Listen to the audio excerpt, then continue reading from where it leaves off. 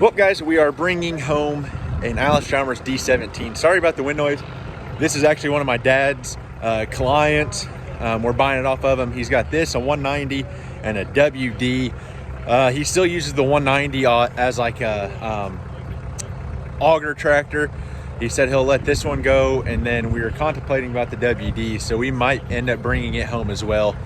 But no, it's a pretty clean tractor.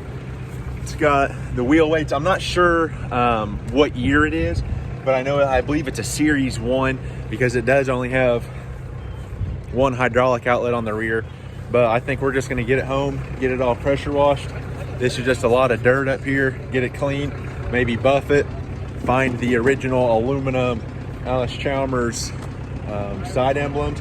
He does have a wide front that we're gonna be swapping onto it, just because this is probably going to be hooked to our square baler. And the tricycle front's cool and all. It's like that nostalgia, just old school style. But it being on the square baler and going through the hay fields, it's going to be very bumpy if we keep the tricycle front. So we're going to get rid of it and do the wide front. I'm pretty sure it's just a direct bolt on. Steering shaft and everything might have to change a little bit. But we're gonna give this thing a good cleaning and then see what we can make of the old girl.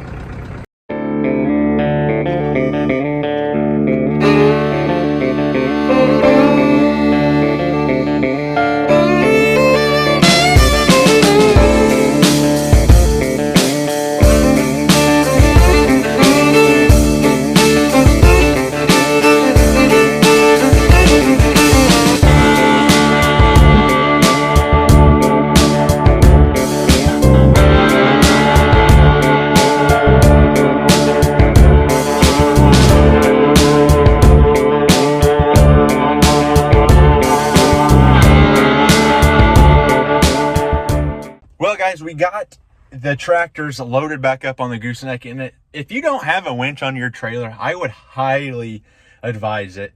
You can go to Harbor Freight, like that 12,000 pound one. They have them on sale sometimes for like $289 or $300, whatever they are. And that thing has saved so many lives. Like, I've used it to, obviously, like this instance, winch tractors up on the trailer. I've used it for buddies' trucks, my trucks. Like, it definitely comes in handy. But yeah, I guess I'm gonna follow Dad home, get these things unloaded, and then hopefully by this weekend we'll have that D17 running and operating. All right, guys, so we are back on the Project D17. You guys seen in the beginning of this video, we went and loaded it up. Well, today we're gonna try and get it running, at least the steps to get it running. We got a new ignition. My dad picked it up, and then I'm gonna pull spark plugs, dump a little oil down in the plug holes, and turn it over by hand just to lube everything up. I don't know how much footage I'm gonna be able to film because, well, I'm working in a real tight little area, so I do apologize. And it's super windy out here. That's why I'm crouched down. The audio is probably not gonna be great. But we do have Ross, the Oliver man, coming over. I'll link his channel down below. And I think I'm just gonna walk around and show him all the stuff here on the farm and stuff. And then eventually I'm gonna make it back over to his place and we'll kind of walk around his farm. But I'm gonna go ahead, and the plan is to extend these wires here on the ignition, because right now they're kind of short. I'm gonna, probably 4 to 6 inches, make them a little bit longer so we have a little bit more room to operate in here.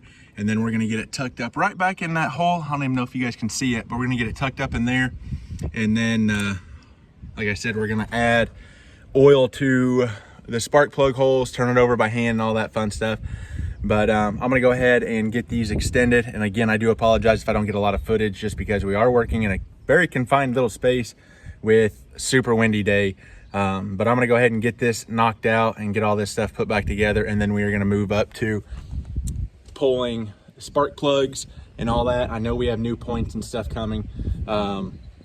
And then we're just gonna do our typical tune-up, change oil, probably check all the fluids. Radiator looked nice and clean. It had, I mean, lime green coolant in it, so we should be good there. But we're gonna get this thing field ready, get it pressure washed, get it all polished up and nice looking. But let's go ahead and jump on into this. All right, so we got everything wired up here, and this is awesome because this is like a cheap wiring kit there from Harbor Freight, like the 4-prong plug-in, and it was all the correct colors we needed other than the brown, which I wrapped in black electrical tape.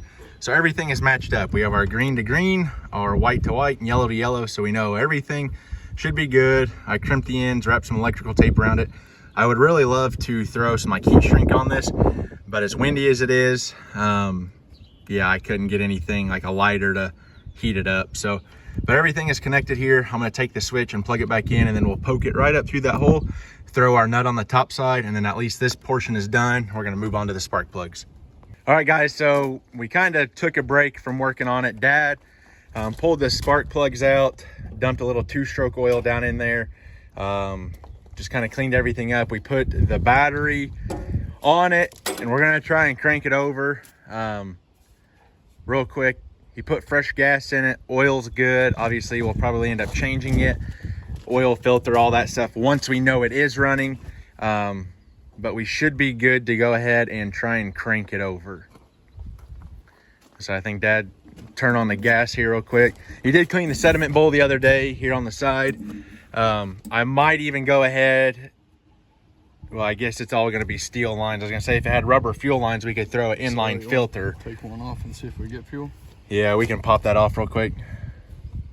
Choke cable. Oh, I guess it is hooked. Or is that the throttle cable? Throttle cable's in the back. We probably gotta put some lubrication on it. Get it cleaned up. But I say throttle cable's there. So. Any carb cleaner? Yeah, there's some in there I can grab real quick. But we'll get this taken care of, and then we'll bring you back, and we're trying to fire this thing up, and hopefully it runs and we don't have any issues.